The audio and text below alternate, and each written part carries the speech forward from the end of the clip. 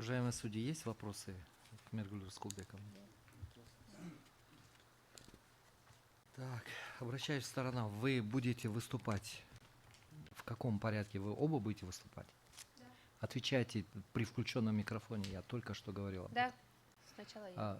Ну все, пожалуйста, пройдите к трибуне. Слово предоставляется представителю обращающей стороны Раскуловой Алине Руслановне. Пожалуйста.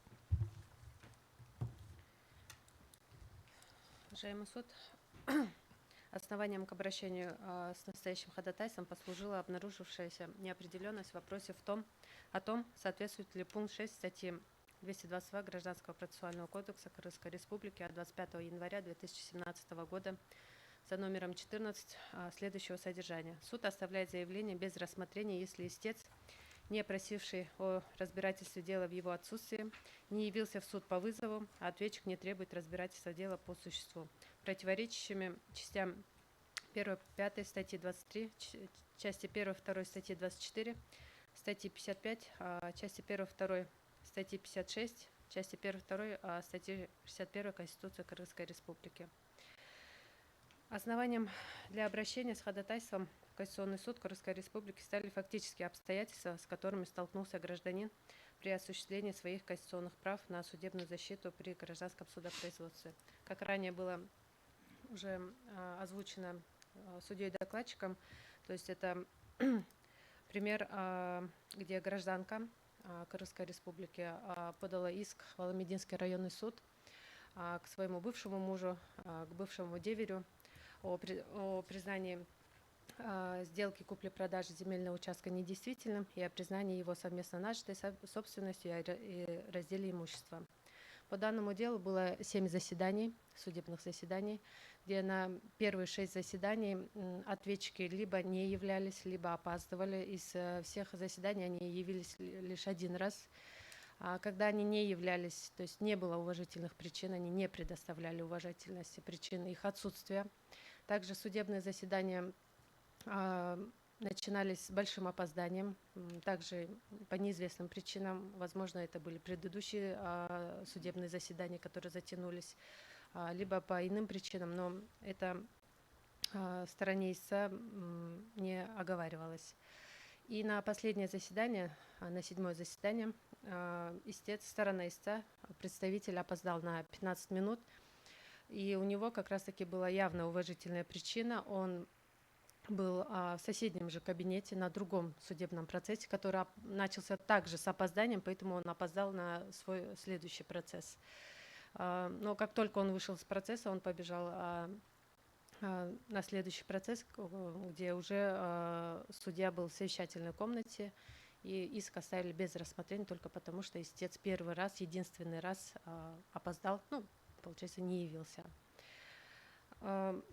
Данное определение суда представитель истца обжаловал, то есть он указал уважительность причины, он предоставил доказательства, что он был на другом судебном заседании, то есть это уважительная причина, однако суд не посчитал, что данная причина была уважительная, отказал. Это было обжаловано в апелляционном порядке. Чуйский областной суд также не удовлетворил апелляционную жалобу представителя истца. Дальше дело было обжаловано в кассационном порядке.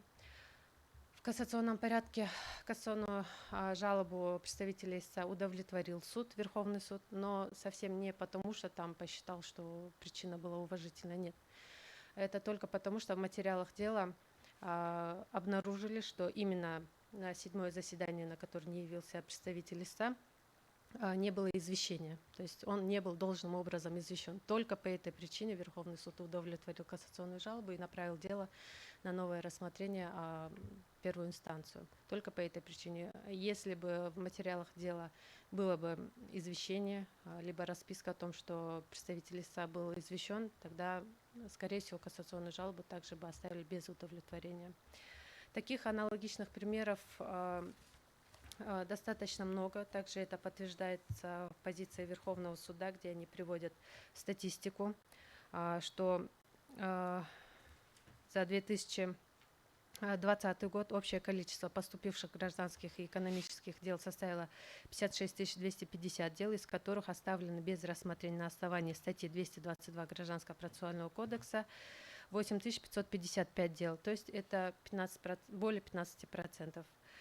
Такие же данные приводятся за 2021 год, там, где также без рассмотрения, согласно статье 222, оставляется без рассмотрения более 15% дел. То есть это из 100% 15% это существенное количество. Также по позициям госорганов, то есть Генеральной прокуратуры, Джокурку Кеңеша, также Министерство юстиции, они ссылаются на то, что у истца, у стороны есть возможность обжаловать определение, то есть чтобы отменили определение рассмотрения, оставления иска без рассмотрения, либо подать заново.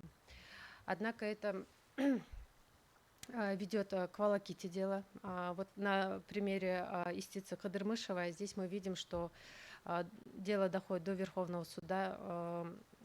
На это иногда могут уйти годы, то есть пока в апелляционном порядке рассмотрят, это 2-3 месяца уходит, потом в кассационном также 3-4 месяца, когда суды загружены. То есть это волокита дела. И отменят ли данное определение первой инстанции, также остается под вопросом.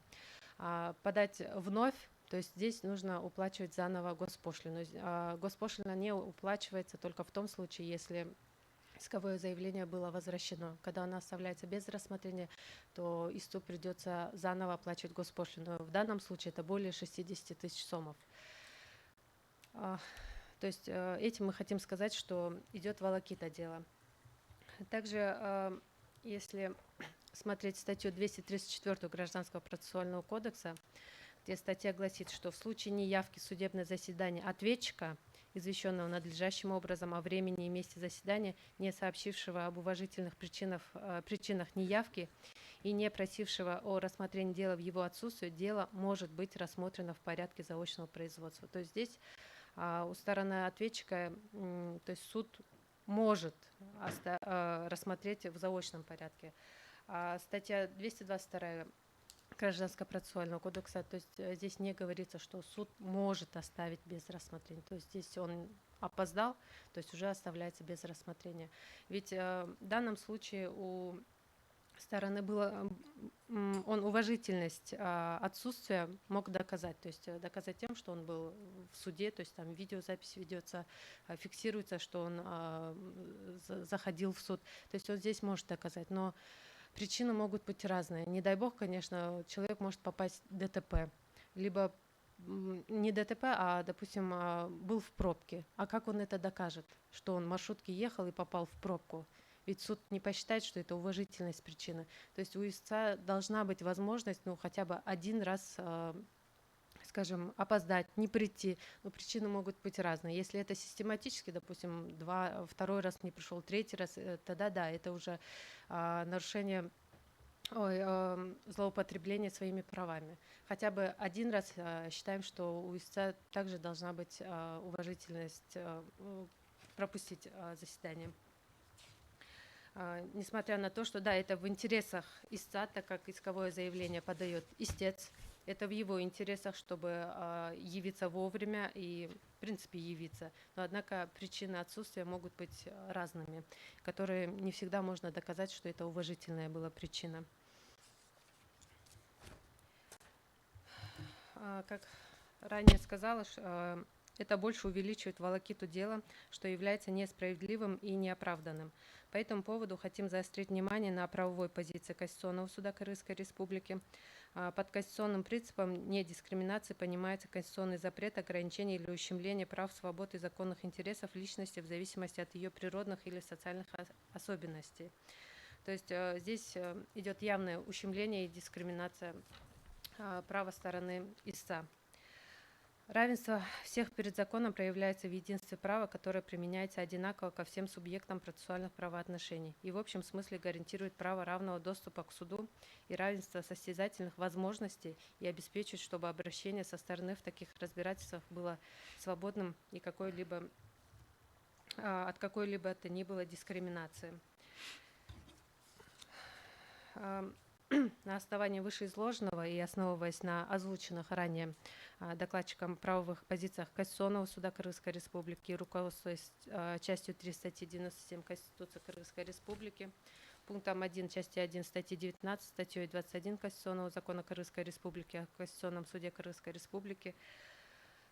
Прошу признать положение пункта 6 статьи 222 Гражданского процессуального кодекса Кыргызской Республики от 25 января 2017 года за номером 14 следующего содержания. Суд оставляет заявление без рассмотрения, если истец, не просивший о разбирательстве дела в его отсутствие, не явился в суд по вызову, а ответчик не требует разбирательства дела по существу, противоречащими частями 1-5 статьи 23, части 1-2 статьи 24, статьи 55, части 1-2 статьи 56, части 1-2 статьи 61 Конституции Кыргызской Республики.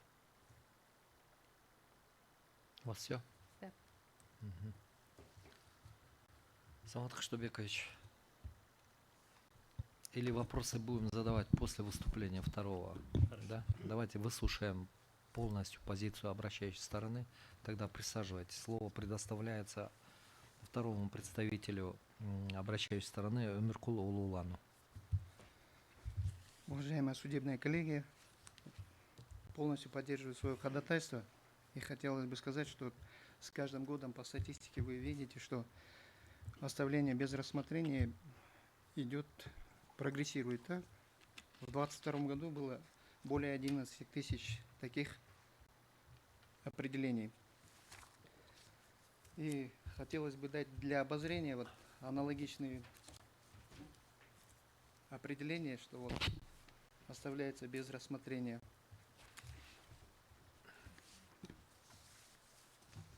Доказательством того, что несправедливо и, получается, нарушаются права, протокола, заверенные судебного заседания, что единственный раз опоздал, и дело было оставлено без рассмотрения. Поэтому прошу удовлетворить ходатайство. У вас все, да? Анна, вы присаживайтесь.